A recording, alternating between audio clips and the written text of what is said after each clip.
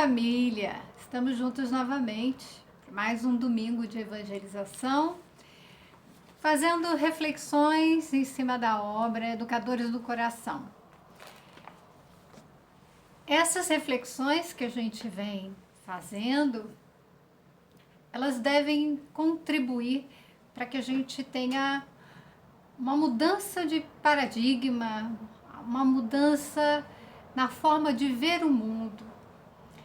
Esses 2 últimos anos aí de pandemia, de tantas transformações, talvez estejamos aí diante de uma grande prova para a humanidade, que a gente deve ser estimulado à fraternidade, a pensar no bem-estar do próximo, a fazer esse processo de autoconhecimento, para que a gente possa identificar em nós aquilo que precisa ser transformado, aquilo que precisa ser modificado, fazendo com que a gente se aproxime cada vez mais do que Jesus nos trouxe, e está em seu Evangelho, a Boa Nova, ou seja, as leis divinas sendo apresentadas na figura assim de um Deus que é o Pai, de um Deus que ama, um Deus que é misericordioso, que é justo, que é bom. E que toda essa transformação que a gente deve fazer é para que a gente se assemelhe, se modele por Jesus. Ele que é o caminho, a verdade e a vida. Então, todas as nossas reflexões, e eu fiz algumas essa semana que foram muito profícuas e assim, muito profundas também, porque fizeram com que eu cada vez mais pudesse perceber quais os caminhos que a gente deve trilhar, o que a gente deve fazer para poder alcançar esse nosso objetivo, que é se modelar por Jesus, pelos ensinamentos de Jesus. Semana passada nós já estamos nesse capítulo falando sobre esse assunto, mas na semana passada nós reforçamos a questão, né, dos reflexos mentais. O quanto que isso é importante, e isso tudo tem a ver conosco. Veja que para a gente se aproximar da criança na intenção de educá-la, nós temos que começar esse processo em nós. Para que eu possa evangelizar a criança, eu tenho que vivenciar o Evangelho em mim. Já tive a oportunidade de conversar com alguns evangelizadores, e existe um certo incômodo muitas vezes, né, e eu diria os mesmos para os pais, e o que a gente deseja para os nossos filhos, muitas coisas, mas que a gente às vezes não trilha esse caminho, não sabe como fazer, não sabe como orientar os filhos para que eles se tornem aquela pessoa que a gente deseja. Então, o que a gente pode pensar? Eu estou falando, eu estou pregando alguma coisa que eu não cumpro? Eu não estaria sendo hipócrita? Jesus nos alertou a isso o tempo todo. Então, se nós, que já fomos a criança, que nascemos nessas condições de receber as influências do meio, a influência dos nossos pais, a influência dos cuidadores, nós crescemos e hoje nos identificamos como pessoas que pensam determinadas coisas, criamos determinados hábitos de pensamento, de comportamento. Então, que é muito importante a gente identificar isso quando a nossa proposta agora é de educar o outro. Então, a necessidade de despertar essa consciência, é ter essa consciência sobre o que nós estamos pensando, sentindo e fazendo que vai influenciar o outro. Isso nós já conversamos, nós vamos dar uma continuidade agora falando da criança. Walter Marcelo diz que a criança, vista na condição de espírito reencarnado, possui, como qualquer um de nós, esse acervo de reflexos. Nós trazemos um acervo, uma bagagem de experiências de múltiplas encarnações. A nossa vida é uma só, nós não morremos. Mas a gente fala várias vidas, isso é uma forma de expressão, mas a vida é uma só e nós encarnamos e desencarnamos várias vezes. Se a gente pensar direitinho, a gente já tem aí umas datas lá por volta de alguns milhões de anos. Então, quantas encarnações nós já tivemos? Milhares, né? Se não, milhões. E esse acervo está guardadinho, nós trazemos. Mas nós precisamos de uma experiência que seja nova. Então ele diz que a bênção do esquecimento temporário do passado e dessa implementação orgânica nova, delicada, a criança se assemelha a uma página em branco, pela qual as leis da vida solicitam recomeço e aprendizado. Quando ele fala que é uma página em branco, ele vai dizer que na realidade profunda, a criança já não é uma página em branco, pois sendo um espírito reencarnado com experiências diversas de milênios e milênios na vida corpórea, traz oculta no subconsciente, e aí eu vou dizer inconsciente, porque essas expressões subconsciente, inconsciente, depende muitas vezes da abordagem. Então eu vou colocar aqui como o inconsciente e o consciente. Então, um estado de consciência, o estágio de vigília, e o inconsciente seria um estágio em que a gente não está em vigília, né? Mas esse inconsciente do espírito é de uma ordem um pouco diferente. Ali tem um acervo, né? Não é simplesmente o corpo está dormindo, porque a gente sabe que o corpo dormindo, o espírito não está dormindo, ele está em vigília, ele está consciente. Então, o ser espiritual, ele mantém a sua consciência extracorpórea. Então, de que consciência é essa que a gente está falando? De que inconsciente é esse?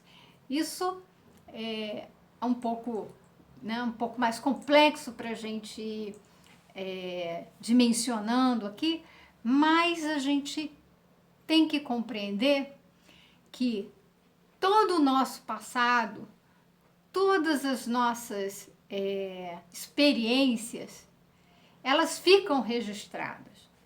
É do espírito, é a bagagem do ser espiritual que fica guardada, meio que arquivada nisso que a gente chama de inconsciente, porque a gente não recupera com essa memória que a gente tem, é uma memória, né, de resgate de eventos, né, que tá aí no dia a dia. Então, a gente não tem essa memória.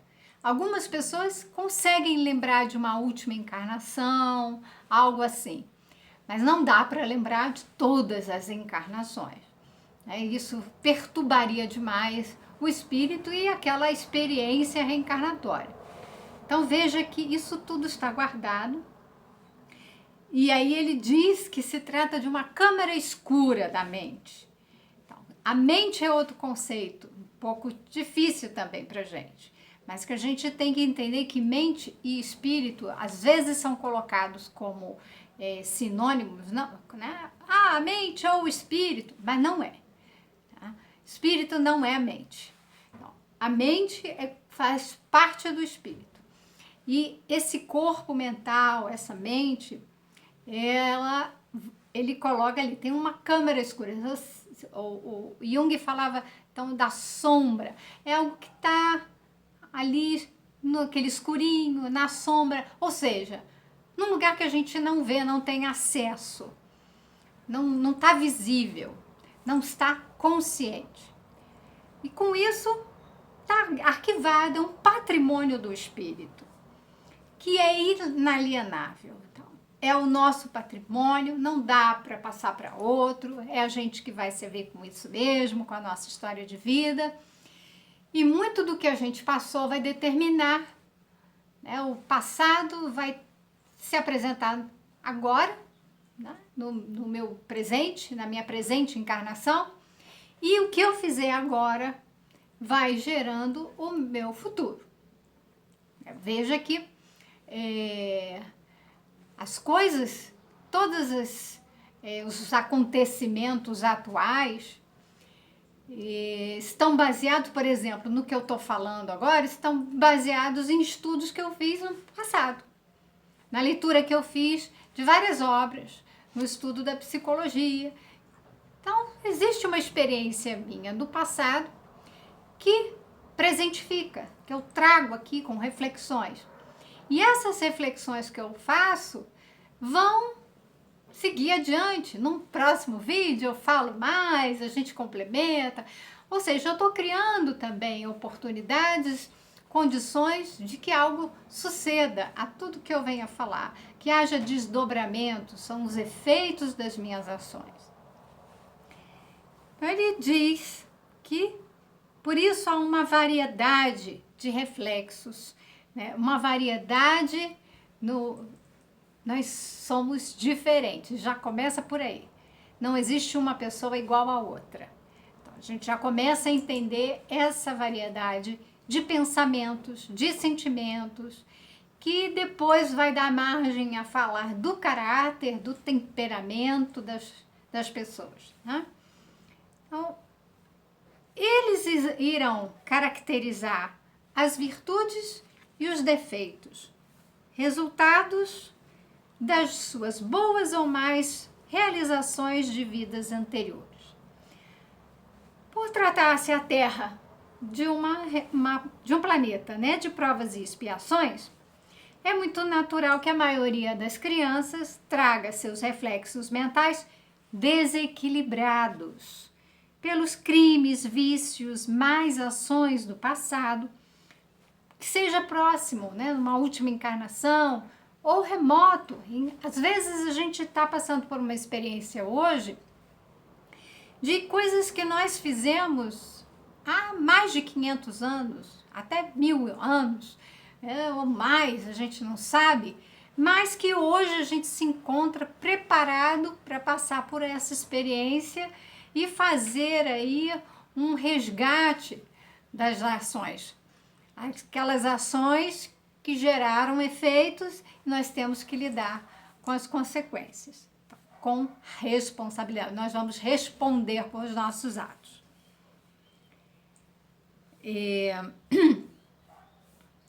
Então veja que ele fala, né, desses vícios ou más ações que irão apresentar-se lentamente na vida diária do lar, materializando através das atitudes, tendências e hábitos as suas imperfeições e vícios, necessitando um trabalho de educação profunda do espírito, enquanto o tempo da infância favorece esse trabalho de reeducação do caráter.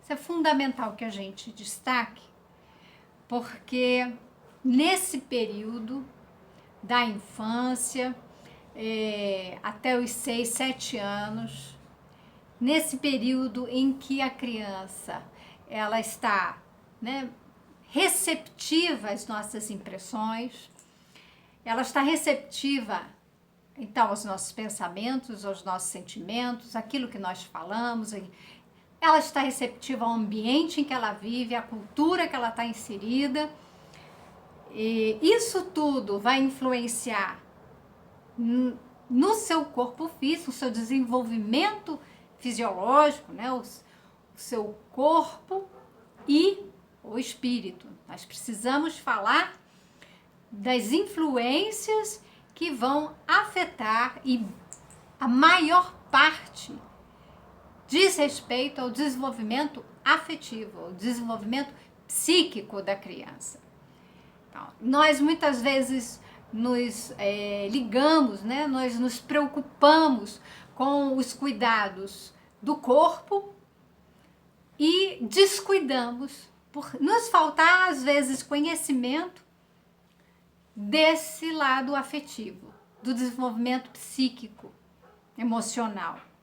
E a parte mais importante que precisa, a criança precisa sim dos cuidados físicos, mas ela precisa dos cuidados afetivos, ela precisa receber amor, amparo, ela precisa ter o apego, como nós já falamos, né? Apego seguro, ela se sentir segura. Não é segura fisicamente, não, é sentir que ela está sendo cuidada, que ela não corre risco de vida, que ela está tendo a possibilidade de explorar o ambiente, de se desenvolver, de se relacionar, e que tudo ali concorre para o seu bem-estar.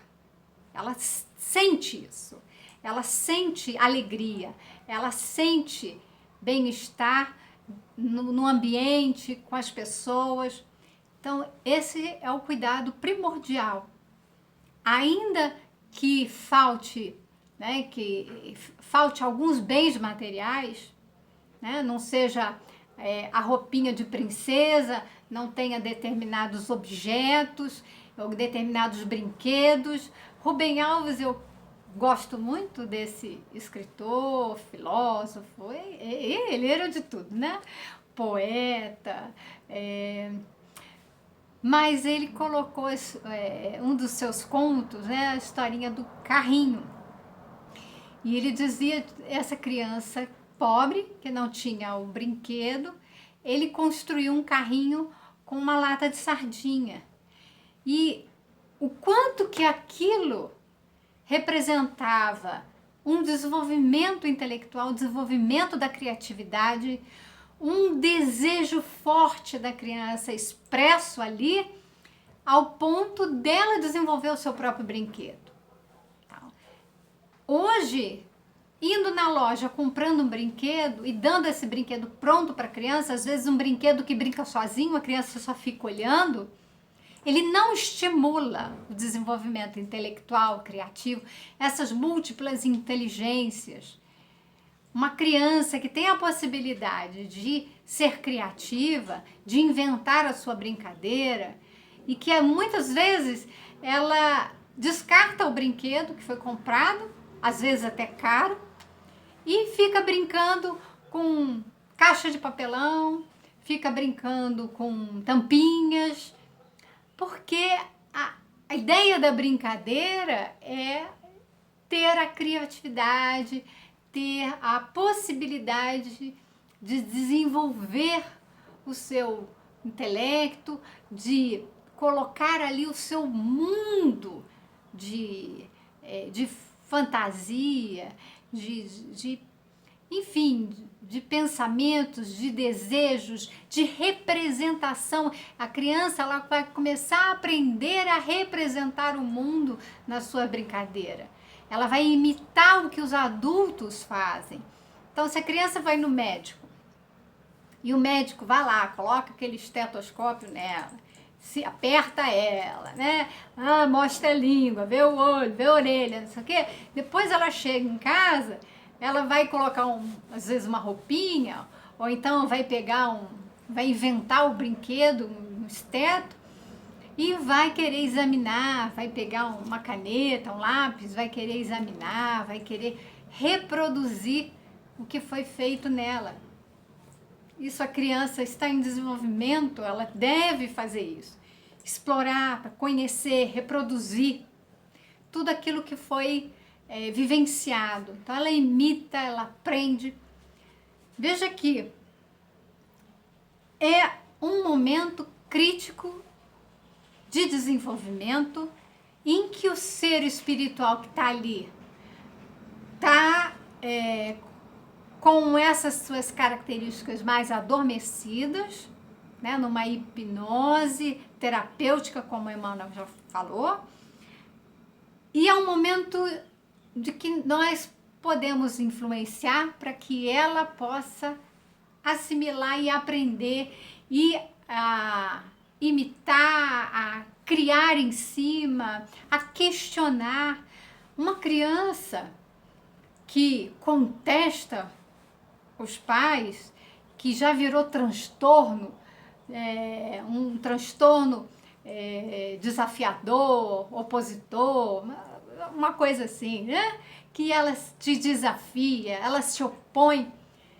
A gente tem que tomar muito cuidado para não colocar a criança como tendo um transtorno e retirar dela a possibilidade dela pensar por si própria, dela questionar aquilo que os adultos estão fazendo, que os adultos acreditam que é a verdade, porque muitas vezes é o que a gente vai ver, são pensamentos que foram, né, ensinados, foram pensamentos que foram criados desde lá da infância e que vai carregando isso na vida adulta e que vai ficando tão arraigado, tão arraigado, tão arraigado, a gente não pensa outra coisa, cria uns hábitos que a gente já falou.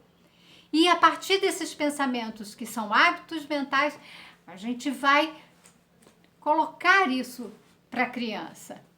E vamos criar nessa criança uma repetição, né? uma nova situação, mas que na verdade é uma velha situação que vai se repetindo, vai se criando um círculo vicioso de atitudes, de crenças que a gente simplesmente, né? Foi passado, foi transmitido aquilo, assimilamos, mas não questionamos, e que nós não pudemos questionar. Não se podia contestar os pais, não se podia argumentar com eles, tinha que se obedecer. Uma obediência cega hoje está sendo questionada. A obediência, ela faz parte, mas uma criança que questiona é uma criança saudável, exercendo a reflexão, exercendo o pensamento e colocando aquilo que ela traz. Veja que esse é o grande desafio. Ela começa a manifestar o conteúdo que ela traz, está na sua bagagem espiritual. Então, podem surgir situações aflitivas, embaraçosas, problemáticas para os pais. E que essas situações vão requisitar dos pais muito amor, muita paciência e, por que não a gente dizer, né? Esses pais tendo que dar bons exemplos para os seus filhos e refletir sobre as próprias condutas e, quem sabe, né, perceber que está no momento de se educar. Né? Educar o caráter de uma criança, é preciso fazer esse trabalho de se educar.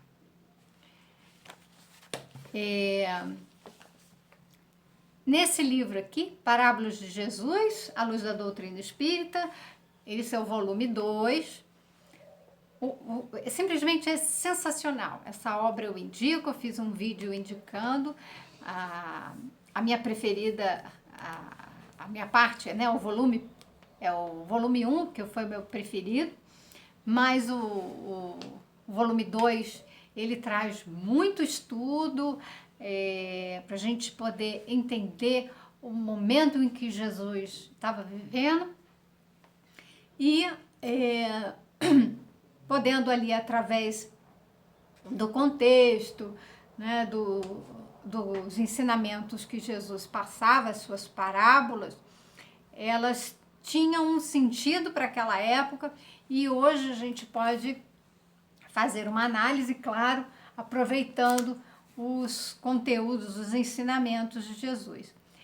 Tem aqui, lá no finalzinho, quando eu li, é a parábola do fermento. O Vladimir Stefanon, ele faz a análise dessa parábola e ele diz o seguinte: os ensinos do mestre postos em nossa intimidade consciencial faz modificar, levedar nossas estruturas arraigadas nas experiências repetidas inúmeras vezes e que se transformaram em hábitos condicionados. Veja que ele fala desse assunto que a gente está trazendo, né? Porque nós, ao longo de encarnações, vamos criar pensamentos, criar estruturas que vão estar presas em nós, né? Nessas experiências que a gente teve, repete uma experiência, né? Experiências repetitivas. A gente faz uma coisa numa encarnação, reencarna, continua fazendo e volta, continua fazendo, vai criando uma estrutura, vai criando um hábito, né? Ele fala em hábitos condicionados. Os ensinos de Jesus, que no momento em que eles são absorvidos aí, né? Colocados na nossa intimidade consciencial, ou seja, nós começarmos a ter consciência do que Jesus nos ensinou, do que significa os seus ensinamentos, e aí é como se levedasse a massa, né? Como o fermento, aqui a parábola do fermento, ele fala um pouquinho do fermento, a parábola é assim. E outra parábola lhes disse: o reino dos céus é semelhante ao fermento que uma mulher toma e introduz em 3 medidas de farinha, até que tudo esteja levedado. Está em Mateus, capítulo 13, versículo 33. Então, quando os ensinamentos do mestre são assimilados ali na nossa intimidade, ou seja, dentro da farinha, na nossa intimidade consciencial, como se pusesse ali um fermento, né? Essa comparação, colocar o fermento dentro da farinha, mistura a farinha e ela cresce, né? Vai fermentar, vai levedar. Os ensinamentos de Jesus entrando, sendo assimilados por nós, né, na nossa intimidade consciencial, vai levedar, vai fazer com que a gente se transforme. E aí ele fala que o bem é transmissível. Pessoas são influenciadas pelo comportamento de outras pessoas, numa dada comunidade ou conjunto de pessoas. Felicidade, no fundo, é bondade crescente para que a alegria se faça maior. E, sem dúvida, todos nós podemos dividir parcelas de bondade e alegria, mas a multiplicação vem dos outros. Aqui tem a obra Justiça Divina, foi psicografado por Chico Xavier, pelo Espírito Emmanuel. Veja que importante que a gente tenha essa noção, essa consciência de que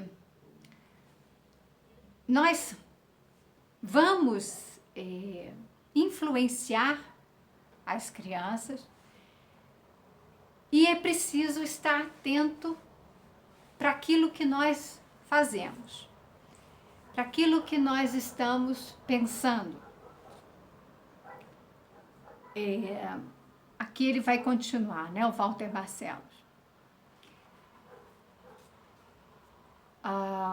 Na fase, então, os reflexos condicionados de caráter doentio, né, que a gente pode falar dos vícios que a gente traz, né, do passado, que com a educação, porque se interrompa essas repetições, então que não venha mais a predominar, que não passe adiante para a vida da adolescência e da vida adulta, mas que a gente possa, né, com a influência, com o amor, com a educação dos pais, os seus responsáveis, seus cuidadores, fazer com que haja uma mudança. Coloque ali dentro, né, os ensinamentos de Jesus para haver uma mudança dessa estrutura, para que fermente, né, cresça esses valores superiores. Então ele fala da educação do caráter, que o caráter é um conjunto de traços particulares, de modo o modo de ser de um indivíduo, a índole e também o temperamento. Então, algumas pessoas vão diferenciar temperamento de caráter, não vou entrar aqui nesse mérito, mas vou trazer na obra de Gabriel Delany, A Evolução Anímica, quando ele define caráter. As aquisições do passado permanecem latentes, não são destruídas. E como tem o seu fulcro, as suas raízes no inconsciente, serão tanto mais opulentas e brilhantes quanto mais longa tenha sido a trajetória da alma. Essas aquisições é que fazem o substrato do espírito, isto que denominamos o caráter, a marca própria de cada qual. Assim como os seus pendores cada vez mais amplos para as ciências, artes, letras, indústrias, etc. Há fatos irrecusáveis que o atestam sem sombra de qualquer dúvida. Veja que ele coloca, o caráter é uma marca, né? Se traduz por marca, traços particulares, e nessa definição de Delany, a gente entende que o caráter que nós apresentamos, a criança vai manifestar o seu caráter, por isso que nós precisamos educar esse caráter, né? Modificar os caracteres, modificar esses traços particulares, ou seja, isso que a criança traz, que é dela, né? É único. Por isso que a gente vai dizer também que há uma índole, ela tem uma tendência a fazer, ela tem um certo temperamento, ela se manifesta, né, com uma forma de pensar, uma forma de sentir muito específica, muito singular, ela é única. Cada um de nós é único. Por quê? Por exatamente disso, aquisições do passado que vão estar ali latentes, nunca destruídas, né? Formam as raízes, né? Estão no inconsciente e serão muito mais fortes. Apesar de estar no inconsciente, elas se manifestam. Não é porque está no inconsciente que é como se não existisse. A gente já viu, não é uma página em branco, né? Estão no inconsciente todas essas características, mas elas se manifestam.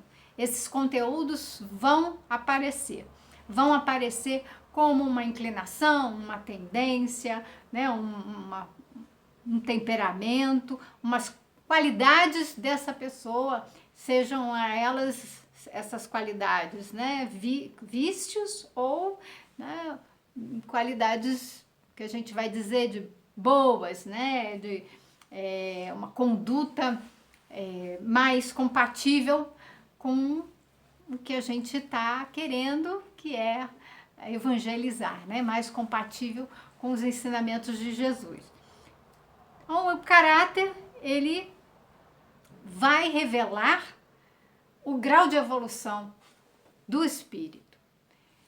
Veja que quanto mais elevada, nós vamos perceber alguns traços nessa pessoa que é de alegria, de otimismo, de paciência, de tolerância, de perseverança, de fraternidade, de gentileza, generosidade. Vamos ver que é uma pessoa mais equilibrada na tomada de decisões. Já mostra que uma pessoa com esse tipo de caráter, nós valorizamos. Isso é considerado virtude. Uma pessoa que age dessa forma por nós reconhecemos que isso se trata de virtude. Como a gente falou, é uma pessoa que faz o bem para si e para o outro. Ela não consegue conceber ser alegre, à sua volta tristeza, então ela vai fazer o bem, ela vai buscar o bem-estar de todos que estão à sua volta. A educação da criança, então, ela se torna uma tarefa muito difícil para alguns pais, quando esses pais não sabem o que fazer, né? Veja que Maria Montessori, ela deve ser um autor, né? Ela é uma educadora, foi médica e ela cuidou da infância. Ela escreveu um livro, A Criança, em que ela tinha um olhar especial para a criança. Naquela época em que criança não era muito valorizada, ela percebeu que precisávamos tratar de forma diferenciada, porque era ali um período do desenvolvimento diferenciado, especial, que requisitava de nós um tratamento também diferenciado, especial, dirigido para aquele momento. Então ela fala que o crescimento do indivíduo, em vez de ser entregue ao acaso, deve ser dirigido com um melhor cuidado. Veja que o acaso aqui é assim, deixa que ela cresce, a criança ela vai crescer. De fato, ela vai crescer, vai se tornar um adolescente, vai se tornar um adulto. Isso não tem como, né? E essa é a trajetória. O corpo físico vai se desenvolver. Por isso que eu falei, é fácil, de certa forma, cuidar de um corpo físico. É alimentar, vestir, pode mandar para a escola, vai cuidar do aspecto intelectual, vai aprender alguma coisa, vai aprender alguma profissão. Só que isso não é o suficiente. Então, não entregue a criança para a televisão, ou para as telinhas, né? Agora a gente tem falado das telas, né? Telas de computador, de celular. Não entregue a criança para ser estimulada e ali vai aprender muitas coisas, algumas interessantes, né? Para o seu desenvolvimento, mas outras nem tanto. Mas o que a gente pode dizer o acaso, se o acaso não existe? Quando Maria Montessori fala isso, é dizer que está entregando para o que vier, o que aparecer. Quando a gente, na verdade, deve buscar educar a criança de caso pensado, ou seja, planejado, com conhecimento, dirigi-la. Então, o seu crescimento deve ser conduzido da melhor forma possível. Essa é a nossa responsabilidade. E ela segue, fala que a criança deve ser, além da higiene física, cuidada, protegida por uma higiene mental. Ela falou isso há mais de 100 anos, estamos aqui retomando, e eu fico muito feliz de ver que esse é o caminho que tem sido desbravado. Cada vez mais nós estamos buscando conversar, dialogar com os pais responsáveis, cuidadores, educadores. Somos todos educadores. E ouvi a Lucelena Galvão, a filósofa da Nova Acrópole, né, professora da Nova Acrópole, ela dizer isso, que todos nós, independentemente se temos filhos ou não, né, se estamos cuidando, temos a tutela de criança, todas as crianças, todas as pessoas, nós estamos aqui em relação, nós temos que cuidar um dos outros. Então, nós somos educadores de nós mesmos e dos outros. Não é porque meu filho, e aí puxa para mim, é meu, porque a gente já sabe que o filho é de Deus e nós temos a guarda desse espírito para poder educá-los. Então, nós temos responsabilidades e nós vamos, isso também a gente precisa considerar, que nós vamos ser avaliados, né? O nosso julgamento, a consciência nossa vai nos julgar, porque o que estão nas nossas consciências são as leis divinas, elas vão julgar daquilo que eu fiz, daquilo que eu não fiz e devia ter feito, daquilo que eu fiz e não devia ter feito.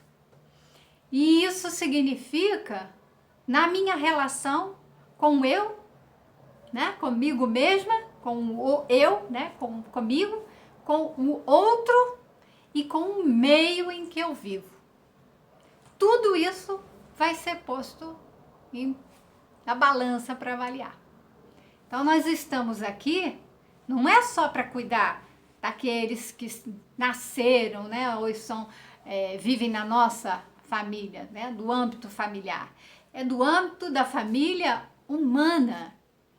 Precisamos aprender a cuidar de cada um de nós. Isso tem que se ampliar. Então, quando a gente fala do caráter, né, veja que ele é um trabalho difícil, mas que a gente precisa, como ela falou, ter conhecimento e conduzindo, dirigindo, para que a gente possa fazer essa transformação, essa criança poder, né, ter reflexos mentais nobres, né, nascidos da mente e do coração dos pais, né, ou daqueles que cuidam delas, né, que estão fazendo esse trabalho, buscando fazer o melhor que eles podem. Então, para a gente fazer o melhor que a gente pode, a gente tem que ter consciência, né? Aquilo que nós já falamos também, a gente só dá aquilo que a gente tem. Então, que a gente precisa educar. E esse é o final do capítulo em que ele fala educar-se para educar. Se desejarmos transmitir bons reflexos mentais aos nossos filhos, né, às crianças, se não possuímos em nós mesmos, nós temos que construir essa estrutura. A necessidade de que os pais ou os cuidadores, né, trabalhem com esforço e boa vontade na própria elevação de seus pensamentos pelo estudo espírita, pela reforma íntima. Então, vamos fazer o quê? A doutrina espírita nos dá uma base segura. Nós vamos fazer o trabalho de autoconhecimento. Se às vezes é preciso, faz-se, né, uma psicoterapia, né, busca-se recursos e estudos também, né, que a doutrina espírita, como Kardec falava, a gente precisa estudar de tudo e acompanhar a evolução da ciência. Então, nós vamos estudar outros educadores.